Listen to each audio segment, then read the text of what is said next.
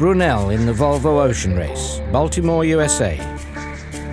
We're into the 6th month of the Volvo Ocean Race, previously known as the Whitbread Race, a race of 33,000 nautical miles around the world. The boat has just arrived in Baltimore, not sailing, but in the hold of a large container ship that left Melbourne, Australia more than 6 weeks ago. In Australia, the team had temporarily withdrawn from the race.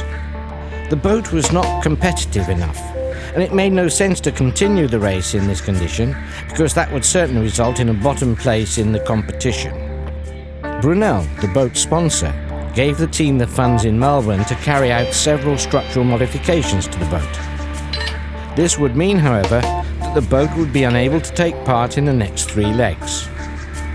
The chance of a podium place in the overall competition would therefore no longer be achievable. You're currently looking at the fastest monohull in the world, the Volvo Open 70, a unique boat in all of its facets. 70 feet long, weighing 14,000 kilograms, a mast height of almost 32 meters, and, most uniquely, an adjustable cantilever keel called a canting keel. By moving the weight of the 4,000 kilogram heavy bulk, the boat can carry more sail without capsizing, which means that the incredible speed of more than 40 knots can now be sailed.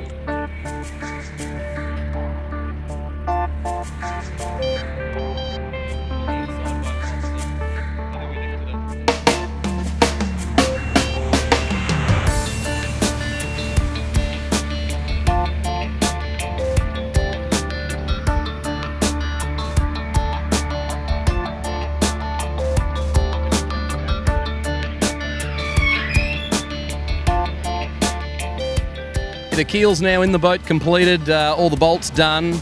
The mast is almost in one piece. We're missing one piece of future fibres that I've neglected to tell the mast team that they were missing one piece. So they were in a bit of a panic for a little while there, but it was getting picked up by one of the ABN AMRO guys. They were flying it over from Spain yesterday, or today actually. So we're just trying to locate at the moment, and it's all going quite well. It's Monday afternoon, and the import race in Baltimore will start in 5 days' time. The 10-man sailing team has been supplemented with a 5-man shore crew and another 5 men consisting of local crane and forklift truck drivers. Will 20 men get the boat into the water and ready to sail within 2 days? We took the boat off the ship this morning, and now we stand here with the keel here. The rig's ready. A lot of work happening still on the boat, but essentially we sort of got over quite a few hurdles of measurement, and of course this is the most important thing for us right at the moment, to get through this. The team has been working efficiently. It's been a well-oiled machine all day, and I can generally say the team have worked wonders today.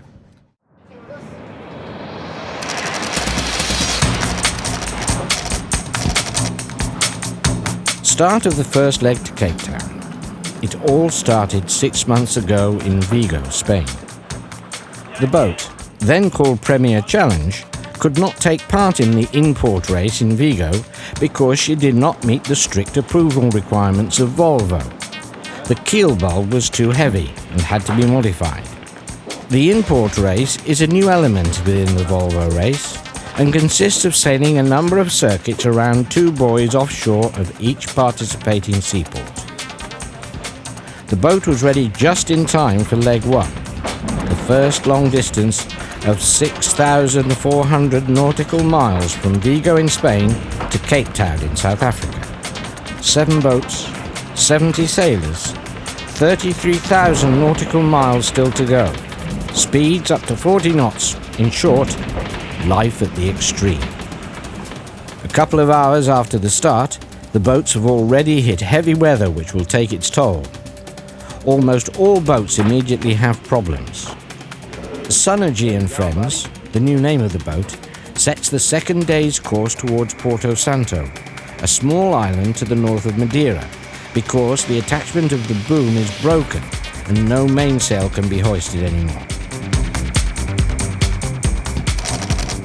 We found these very helpful people in Porto Santo, just north of Madeira, and here we are fixing the boom. We've almost got the resin off our fingers, but we took the boom off and flew our shore crew down with some resin and some spar bond, and put a few bits of carbon C-plate in and wrapped the end with carbon. They're just trimming it up now, as you can see, and we're just going to put the reefing jammers back in and put it all back together, and we're hoping to be out of here in probably about another hour and a half. So all in all, probably about a 5-hour stopover, which is pretty good. We're pretty happy with that.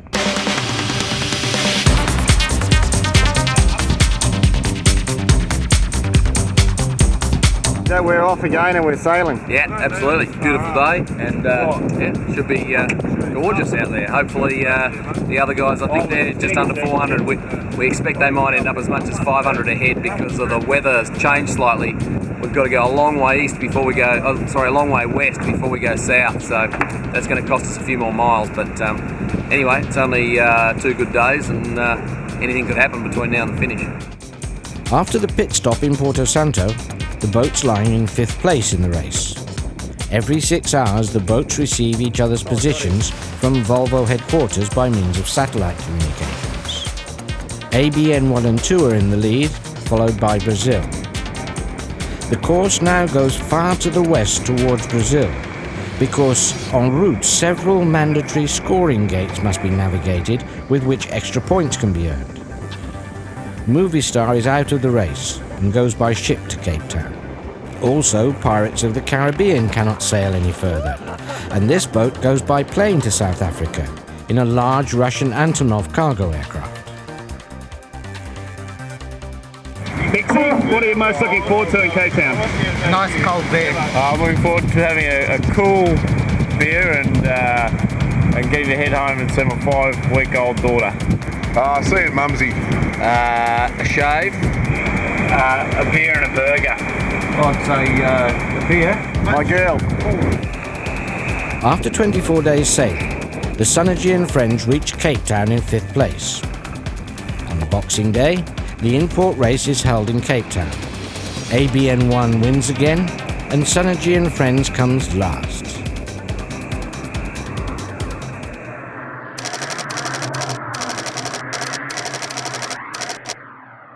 We're going pretty nicely. Late last night we got the mast weighed, so it's perfect for weight and centre of gravity. That came out spot on. And as you can see, we're just using a couple of small pieces of equipment to put in some endoscope fittings so we can see through the bottom of the hull if there's any weed getting on the boat. A few sort of final little tickles. The measure will be here in about 15 minutes and we're going to weigh the boat. The only thing that could really trip us up if we end up with a piece of future fibre the wrong length, but fingers crossed. I mean, most of the rigging has fitted before. We've had a couple of new ones made, so hopefully it'll all be okay. And the weight, of course, we check the draft, the flotation when the boat goes in the water, and that's really it. We're a Volvo 70.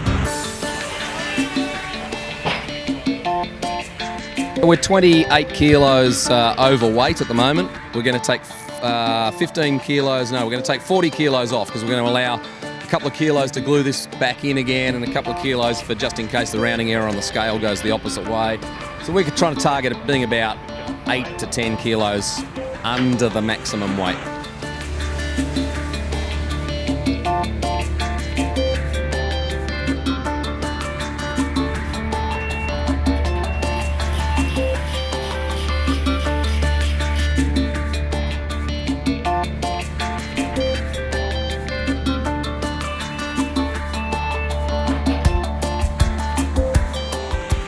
The crane is here again, the rig is ready to go in.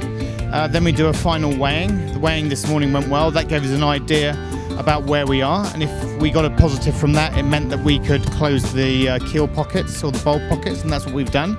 So we believe we'll be on weight for this final weighing. The rigging's very close and took us a couple of hours longer than we'd hoped to get that in, but it's all in together now, so it's looking fantastic. What does close mean? We just had to winch the rigging down, winch the attachment points because we don't have a lot of adjustment on the shrouds, so we had to mess around with it a bit to get it right, but it's all worthwhile, it's all good. We're going to weigh right now and eat while we drink, while we talk, and we'll weigh and go straight in the water. So we'll be floating and hopefully the water's flattening out enough and we can do our float, which is actually our last measurement issue tonight, which would be a great result if we can achieve that.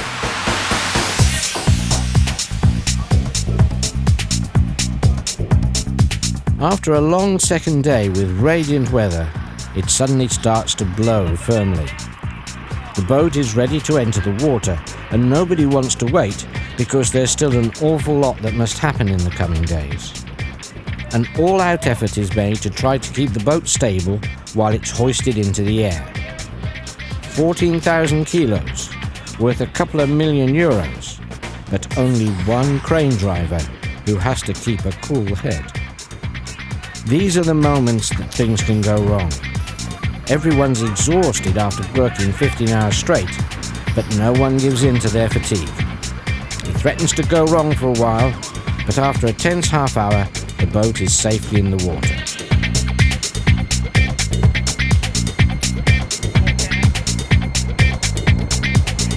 The dagger boards can now be mounted, but for a while it seems they do not fit. A small dinghy provides a solution, and after a little effort, it appears that they are exactly the right size.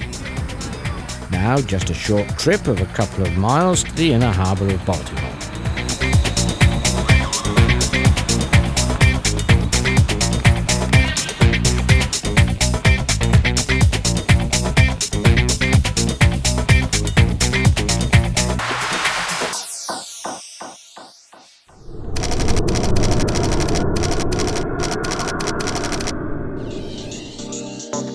Almost 4 months ago, on the 2nd of January 2006, the start of Leg 2 from Cape Town in South Africa to Melbourne in Australia, more than 6,000 nautical miles through the Southern Ocean. The boat gets another new name, ING Real Estate Brunel. Everyone assumes this will be the last leg because the lack of the necessary money. Also, soon after the start, there are again the usual technical problems with several boats. Ericsson must return to South Africa because of problems with, yes, the canting keel again. Most of the boats have already had problems with this, and it seems to be an omen for the rest of the race. Brazil suffers cracks in its deck and must also turn back.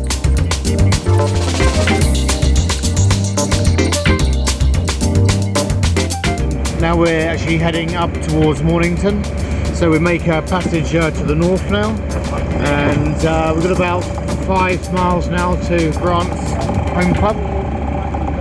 You got something to say about that? I can almost smell it from here, actually. The team of ING Real Estate Brunel, that consists mainly of Australians smelling their home port, but the feeling that predominates is that this probably also means the end of the race for the boat and crew because of the lack of a main sponsor. This turns out to be different.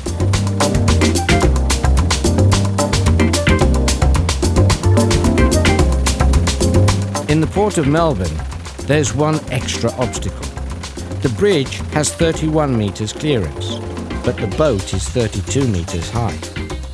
By heeling the boat over with extra weight on the mast, it just manages to squeeze underneath. The harbour's in sight. For the crew aboard, this means back home.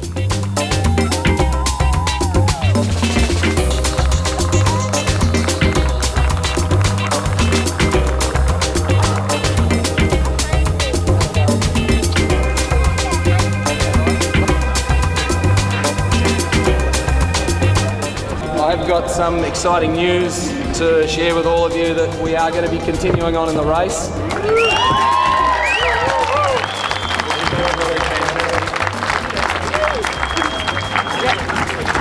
So the exciting news is Brunel has come to the party to sponsor us as our title sponsor for continuing on in the race. So we're very excited about that news which we just received.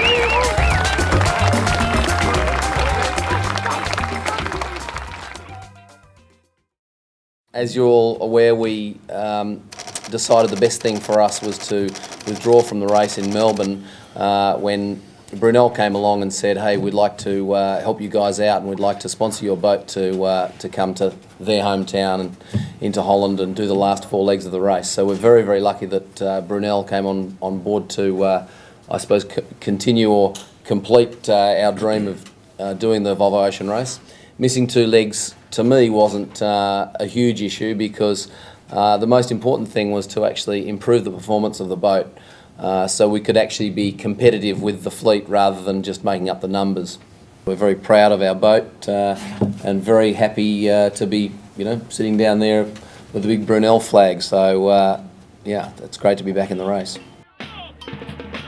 The boat has finally spent the entire day on the water in the Chesapeake Bay and has been able to test all the new sails. The boat feels good, and everyone on board has the impression that the modifications have turned out to be worthwhile. The first challenge will be the import race in the Chesapeake Bay off the town of Annapolis. Brunel is ready. So first up, I'd like to introduce the skippers and just have them come up and say hello. Leading the race at the present time on ABN AMRO 1, Mike Sanderson from New Zealand. Mike, welcome.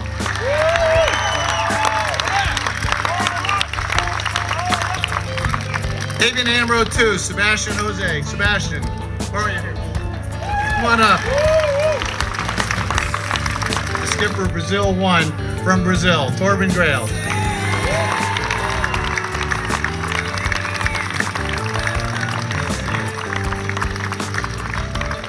John Kostecki from San Francisco. Nice to have you on the East Coast.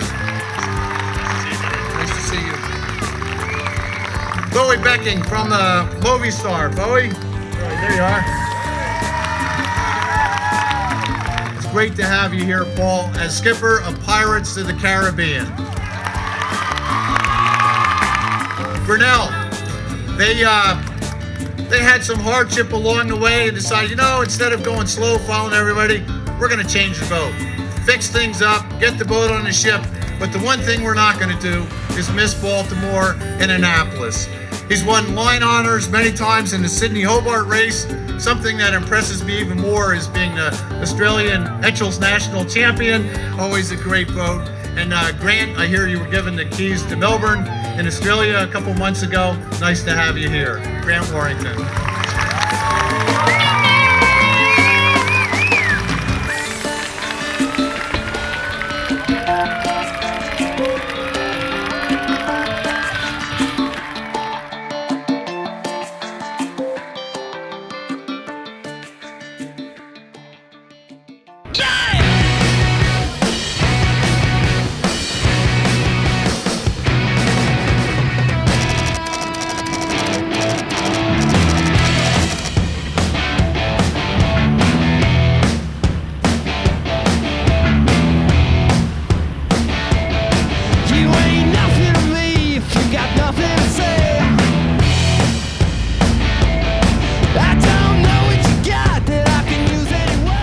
Not only the boat, but also the crew is half new since the last import race in Melbourne. Also new is the only Dutchman on board, the young Edward van Leerde from Amsterdam. After an extensive and heavy qualification weekend in Zeebrugge 6 weeks or so ago, in which 12 sailors competed for a fiercely desired place on board, there were ultimately 2 candidates left. In Melbourne, during a race on board the second boat of the team, it was decided to go with Edward. He'll be mainly working on the foredeck. During the import race, there can be an extra sailor on board, as well as 2 guests. Last chance, honey. Your last chance, honey. Yeah, this is your last chance, honey. Woo! Last chance, honey. Yeah, this is your last chance. Woo!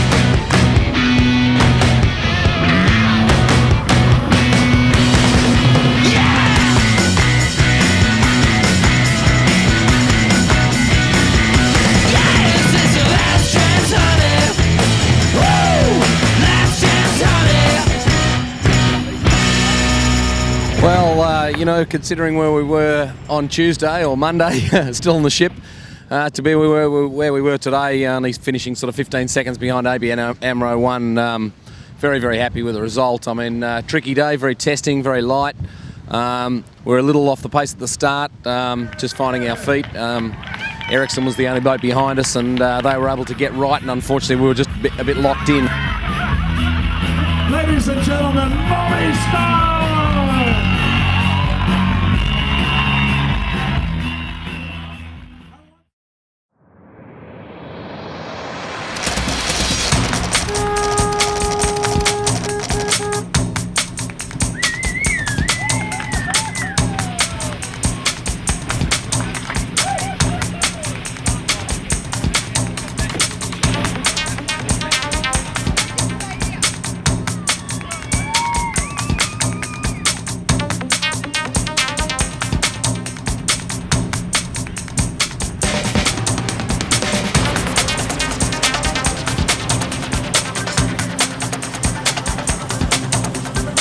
After a good start, finally doing what it's all about again, sailing the oceans.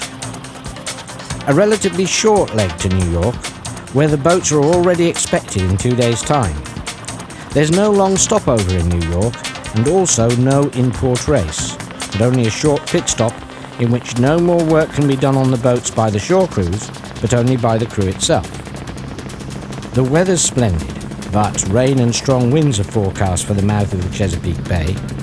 Also, the wind direction is not pleasant, but the boats must probably head into the wind towards New York.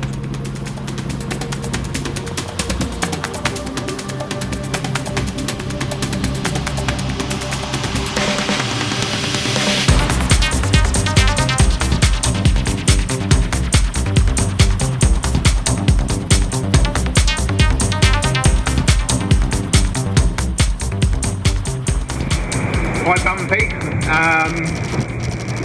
quite a nasty first night, but we came through it quite nice.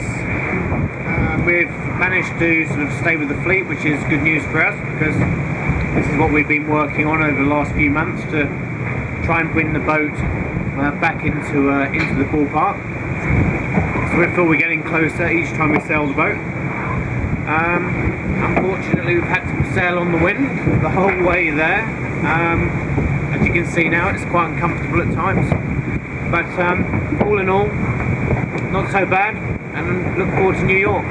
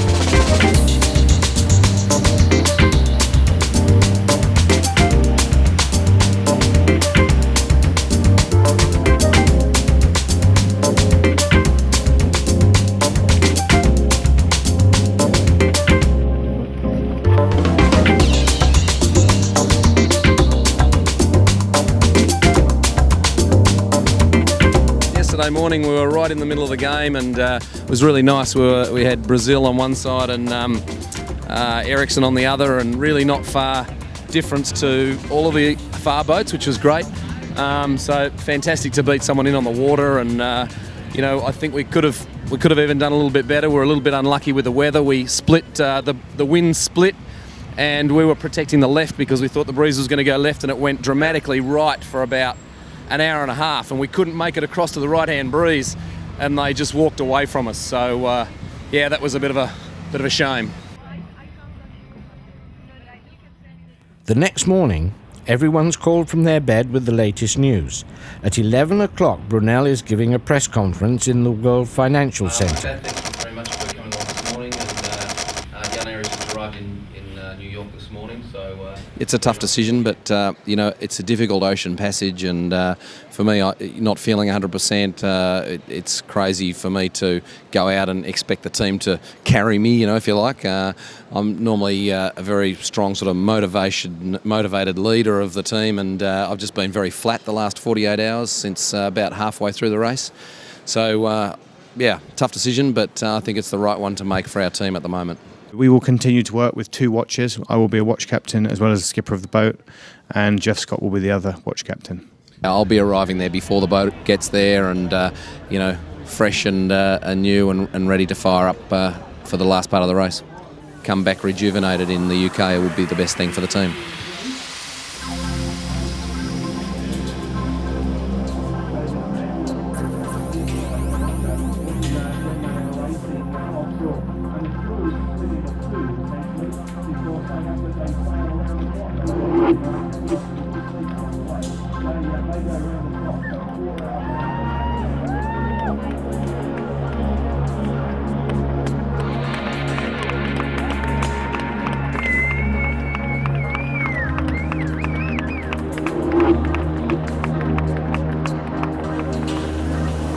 From New York to Portsmouth in England, 3,200 nautical miles across the Atlantic Ocean. The last real long distance of the Volvo Ocean Race. If ABN1 finishes first again, she cannot be caught up and is the winner of the race. The second place in the race, however, is still entirely open. Several boats still have a chance for this, as a result of which the race happily still retains its excitement.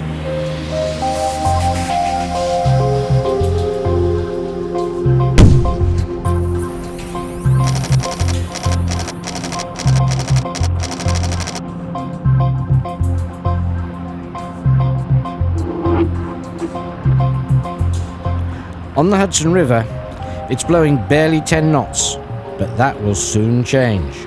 Brunel has another good start and sails in second place behind the pirates past the Statue of Liberty towards the open sea.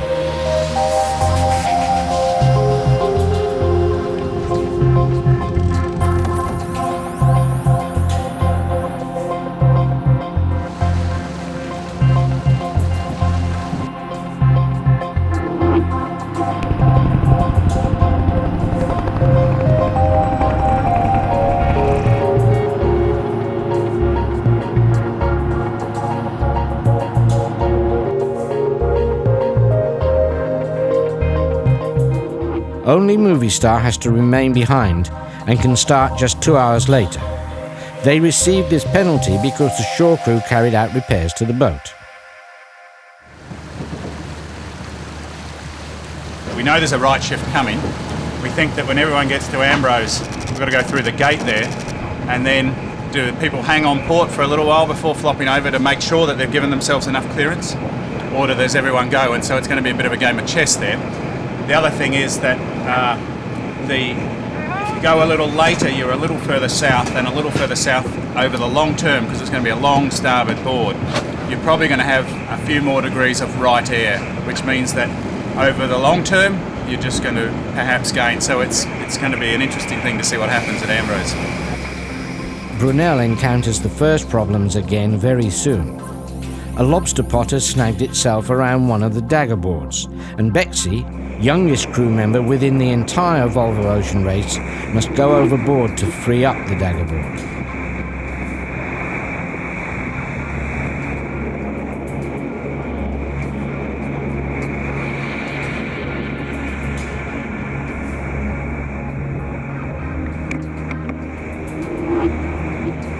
Then the shocking news from ABN2. The news that every sailor dreads. Man overboard. About 2 in the morning, we received a request from race headquarters to go to ABN AMRO2's position.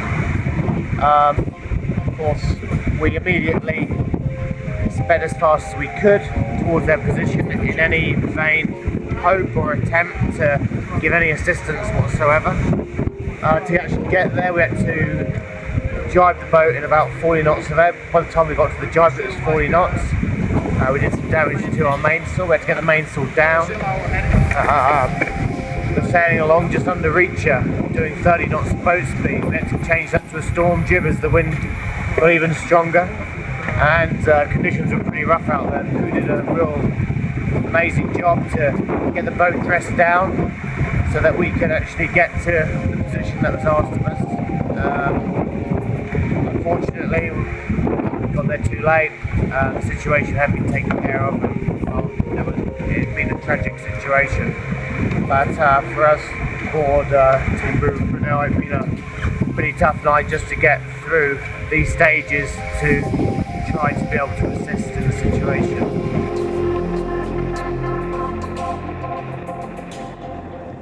Hans Horrefoots of ABN2 was found by his crew after 45 minutes, but reanimation did not have any effect.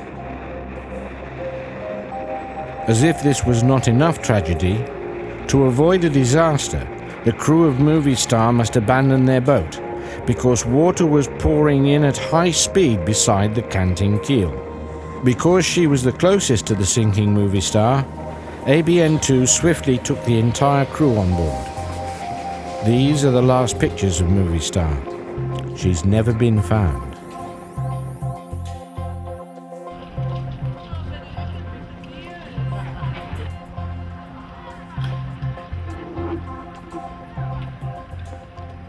ABN1 arrives first in Portsmouth, which means that she will also be first in the overall competition, because her large points total cannot be overtaken in the remaining legs. Happy with the victory, but their thoughts still lingering with the sailors on board of ABN2, who still have the body of Hans and the complete crew of Movie Star on board and are underway to England. Somewhere in the English Channel, the body of Hans Horowitz will be transferred to a Dutch Navy vessel, which will take them back to the Netherlands. The crew of the Movie Star is brought by another ship to the quayside at Falmouth. Brunel finally finished 5th in heavy weather.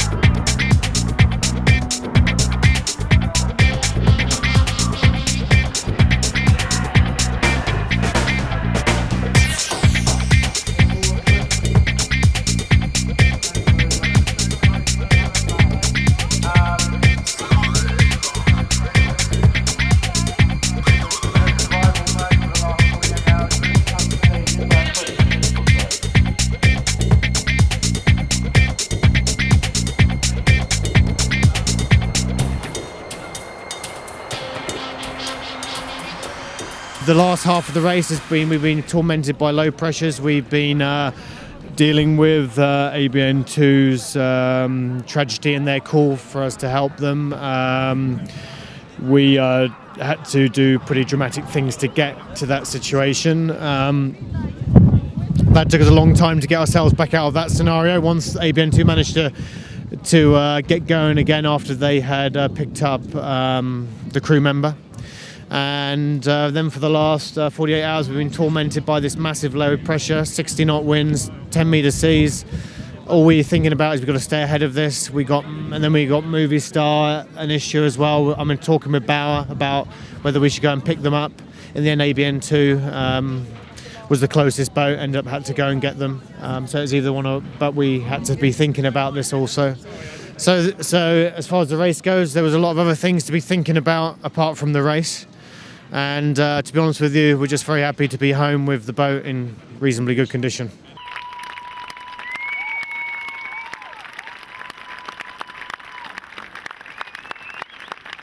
The team on board deployed a John buoy, a smoke flare, several torches into the water, and they did see activated Hans's strobe light, which made it easier for them to find where he was again. They also initiated their GPS beacon for man overboard, so they had a location of where he went into the water. They followed their trail back, and obviously it was a fairly difficult wind direction for them because they were heading predominantly upwind. They passed the three safety devices that had been deployed, and then they saw his body in the water, and they managed to get him back on board and start that resuscitation process. Every crew has a number of devices. One of them is a harness and safety lines to the jackstays that run along the deck. Another is life jackets. Apparently he wasn't wearing the harness or the life jacket at the time.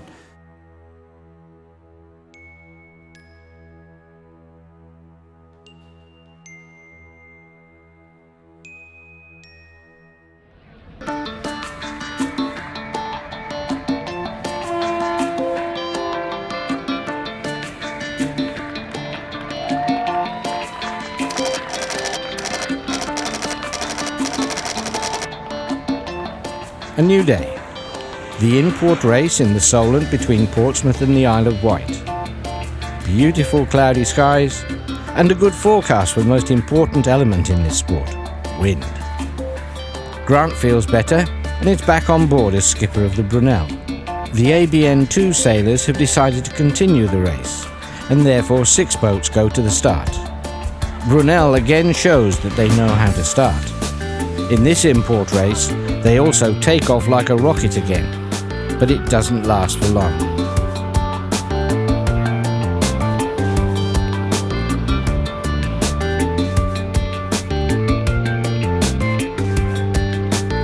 Already in the first leg, one of the dagger boards gets completely stuck and won't budge in any direction. After 5 minutes or so, just when everyone has given up hope, it suddenly moves and comes loose. They're back in the race, but the chance of a good position has already been lost.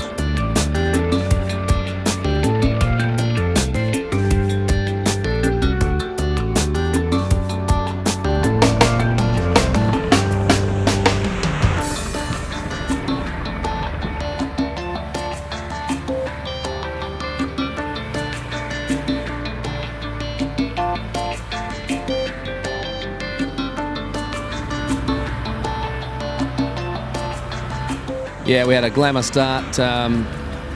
Probably 5 minutes into the race we were leading, and we just went to drop the board to tack, and unfortunately as we dropped it, went down a little faster than usual and went straight through the top bearing and snapped the stopper. There's a T carbon fibre rod stopper to prevent the board from going out of the top bearing, and it just sheared that straight off. Bit of a nightmare because then the top of the board's not restrained and banging around the case, which isn't very strong. So unfortunately we actually had to completely stop the boat. In the end, had to pull the sails down to get that board back in. We were very lucky. I didn't actually think we would get it back in. But it just had enough buoyancy to pop back into the top bearing, and it's like, oh, it's quick, winch it up. So we just got it in and started, and then of course we could rehoist the jib and then rejoin the race.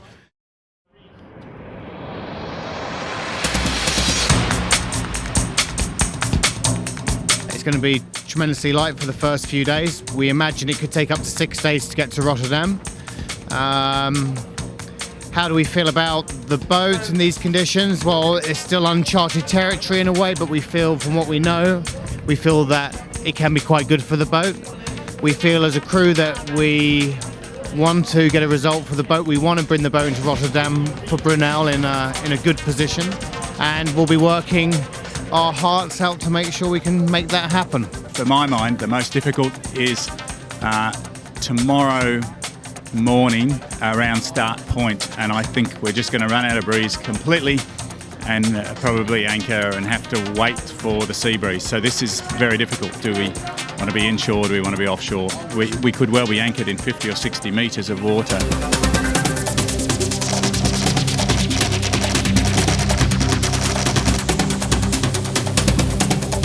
The penultimate leg to Rotterdam starts on the Solent again. Not the short route eastwards, but westwards around Ireland and Scotland. A trip of 1,500 nautical miles. The weather forecasts give the necessary food for thought on plotting out the correct strategy. The forecast is light weather, and perhaps even no wind.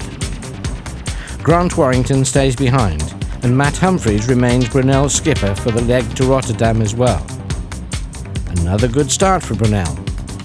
The spectacle is fantastic. Hundreds of spectator boats escort the fleet towards the exit from the Solent. After only a quarter of an hour, what everyone was already expecting happened.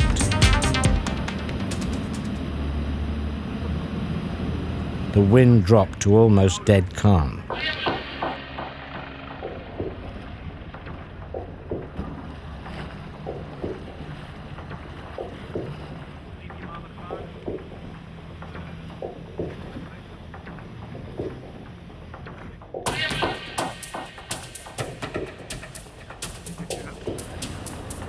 It took a good 3/4 of an hour before the wind again picked up a little, and the pirates were first leaving the Solent.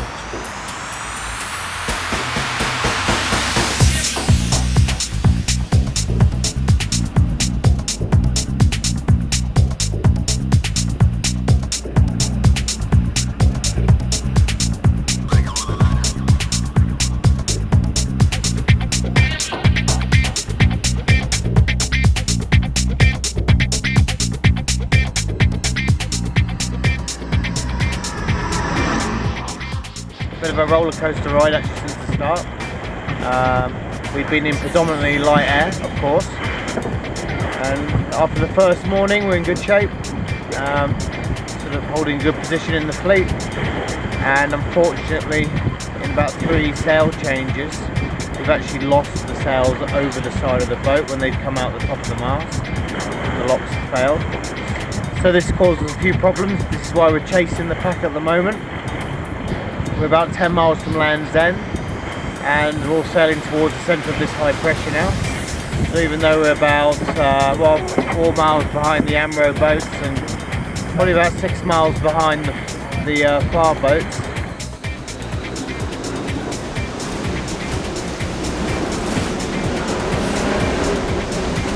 Ed, what's going on? Not much. What are you sleeping for? I don't know why I'm sleeping. Mate, you're not going to win the Volvo Ocean Race asleep in the rack. Oh, yeah, that's right. I'll wake up then. Tell me something, are you enjoying the leg? Yeah, I think this leg is so far the best leg ever. Why? Because it's more exciting racing. It's not wet. It's not wet.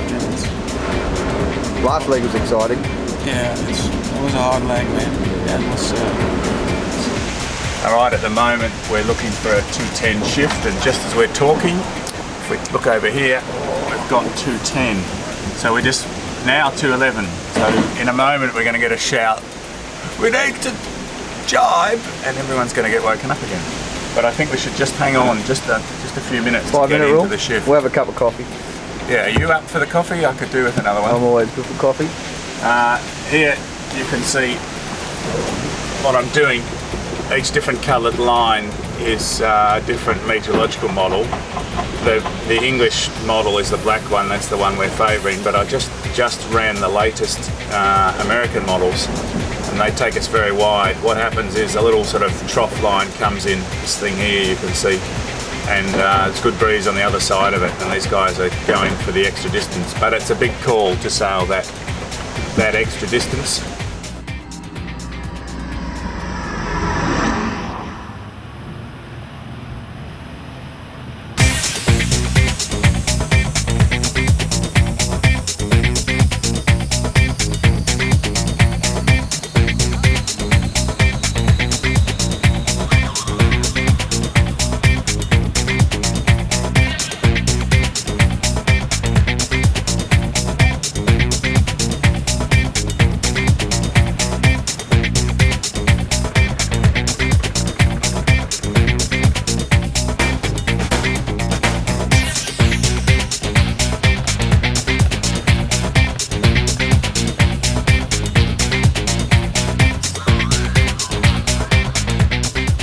The reception off the coast of Rotterdam really exceeded all expectations.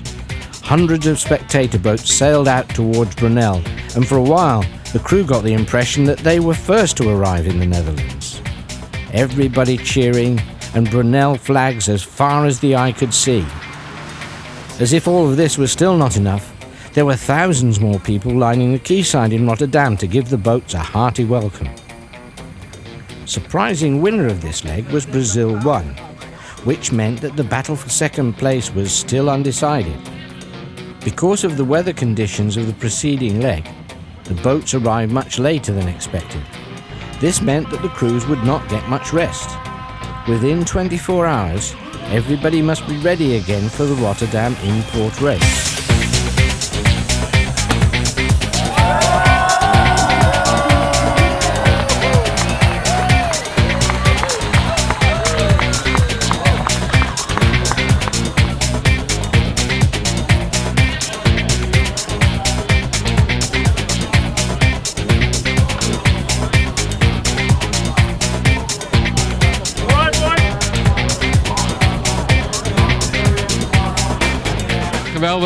Geweldig. Ik vind ook dat de jongens goed gevaren hebben. Ik bedoel, we zijn niet de eerste geworden natuurlijk. Maar gegeven de omstandigheden zijn we goed meegekomen. Ik ben er gewoon trots op. En wat ik belangrijk vind, iedereen is weer heel huids aangekomen. Dat is onder deze omstandigheden heel belangrijk. Ik ben heel blij.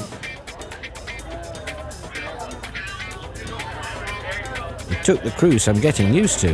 The reception, their own accommodation at the most beautiful spot in the port, their own bar with delicious snacks, and especially attention, a lot of attention.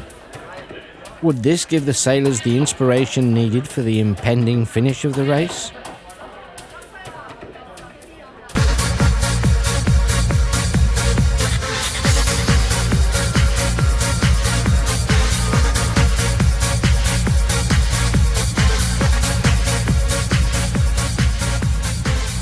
In the evening, Tiesto, the well-known DJ, came sailing in the former racing boat, the Brunel VOR. The boat was now being used as a floating DJ podium as part of this unprecedented spectacle in Rotterdam. This was the same boat that Hans Horrefoots sailed as one of the crew in 1998.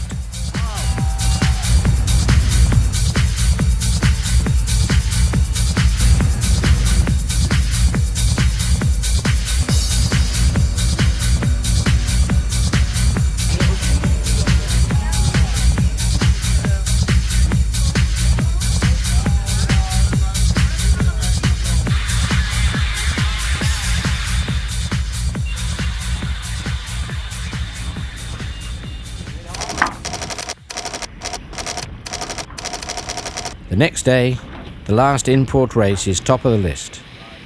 Would Brunel now finally come alight and not be put out of the running again by equipment problems? Also now, splendid weather and a good wind forecast. The sailors are to be taken by fast inflatable boats to the course so they can catch a couple of extra hours sleep. The shore crew has sailed the boat to the racing course off the coast of the Hook of Holland. There are again 2 guests aboard. The expectations are running high. Brunel no longer needs to make an effort for the overall competition, but for the honour.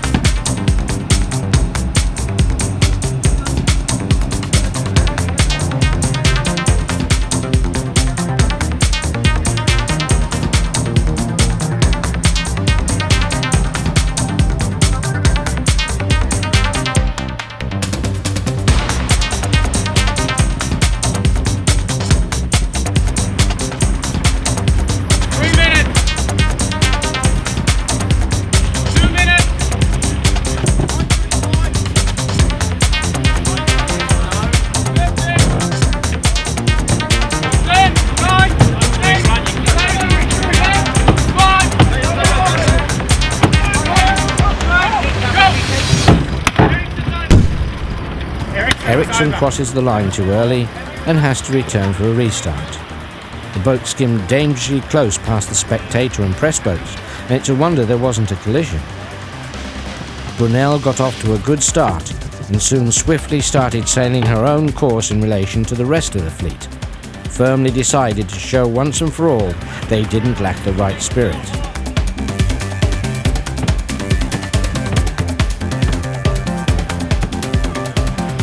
At the end of the first round, the boat lies in a good 4th position, and she starts chasing down number 3 in the race, Pirates of the Caribbean.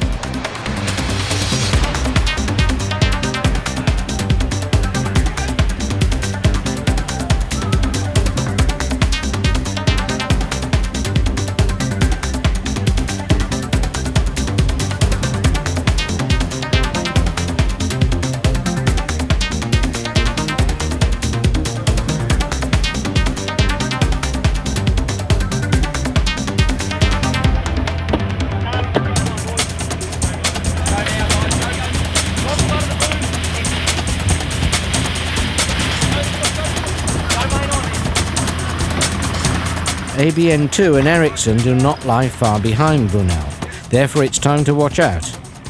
The boat's speed is very good, and for the first time the crew shows they can effectively compete with the rest of the fleet. After rounding the downwind buoy, however, things finally go wrong. While lowering the spinnaker, this gets completely jammed and Ericsson immediately shoots past. Again, the race seems to be finished prematurely.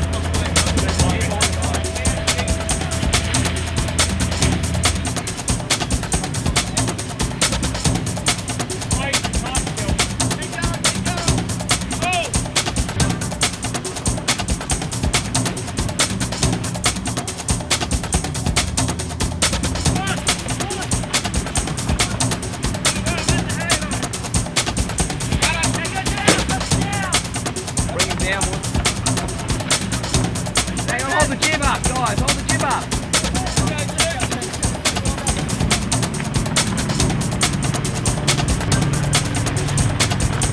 After a couple of minutes, the sail is freed and the boat can continue its final round. Brunel leaves ABN 2 behind and finishes 5th. Go, go, go, go, go!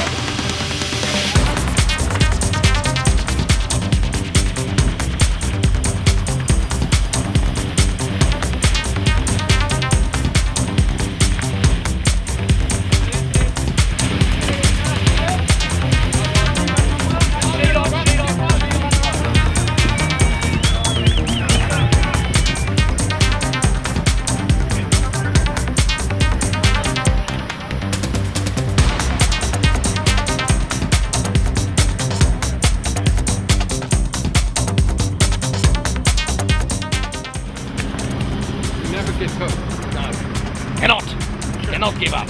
Did you get that on film? Did you get that on film? He's going to buy us a new boat. Pretty happy about that. These were the final miles for skipper Grant Warrington, who would not go on to sail the last leg.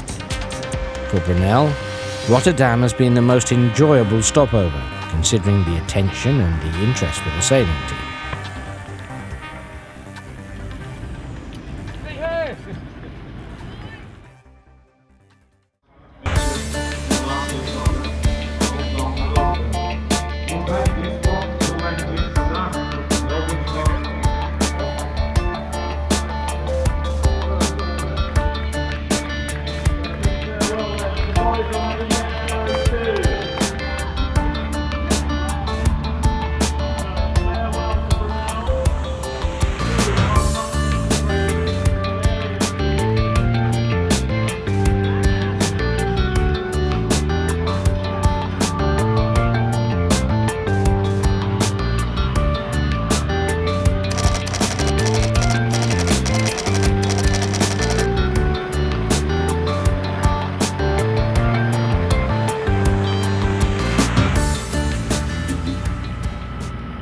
This is a high resolution model of the wind and what we're expecting to happen.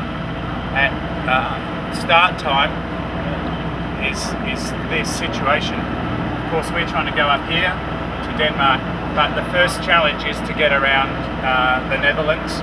So really the first part of the race is to get to this corner first. From then it's straight up to Denmark. As you can see, the wind is coming from the north, and so what that means is that we'll have to tack up there. It's a high pressure system out here, and as we step through, you see the wind is turning to the left. Now what that means is that as we go out here, we get a better angle to come up to here. So I think all the boats will come out of the start line and they will proceed to the northwest. Their question is, who will tack first? Up here we have the radar, and we also watch the other boats very, very closely. Here you can see the channel as we are now leaving Rotterdam. All these are all of the spectator fleet. But so this is our first challenge.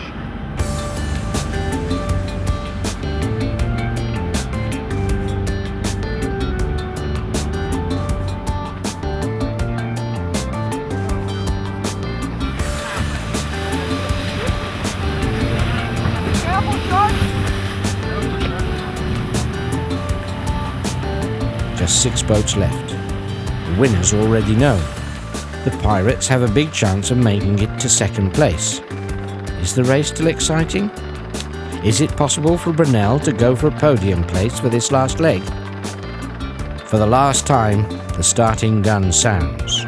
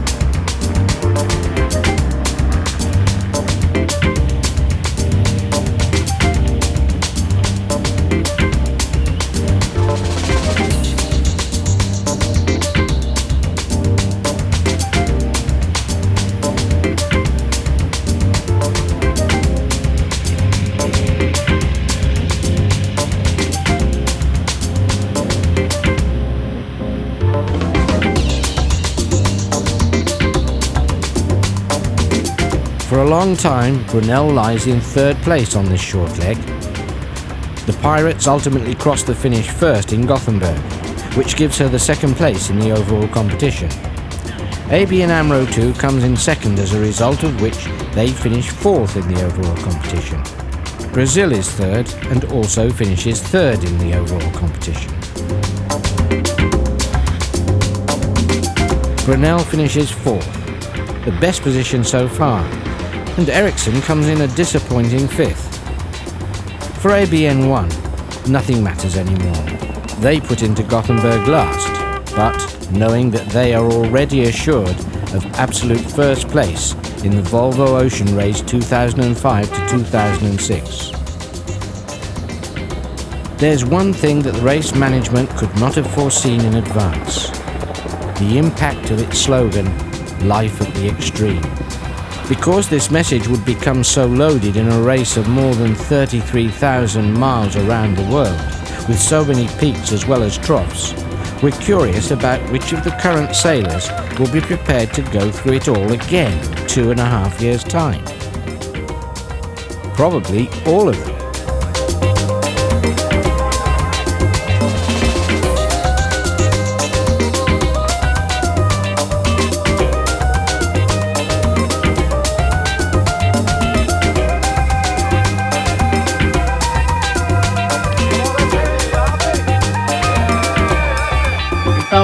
We were dropped of third, but we are very, very happy with our fourth place. And I mean, the fondest memories, well, I'll always have fond memories of sailing with all these guys, and just the sheer speed of sailing a Volvo 70 and the adrenaline you get is a fantastic feeling. Well, you might have another chance, because it was announced here this morning that the next Volvo race is confirmed. It's going to start at the end of 2008. It's a 3-year cycle now, not a 4-year cycle. Might we see Matt Humphries back again? I'll be talking to my wife about that tonight. That's all I can say. We'll leave it at that. So please welcome the crew of Brunel to Gothenburg.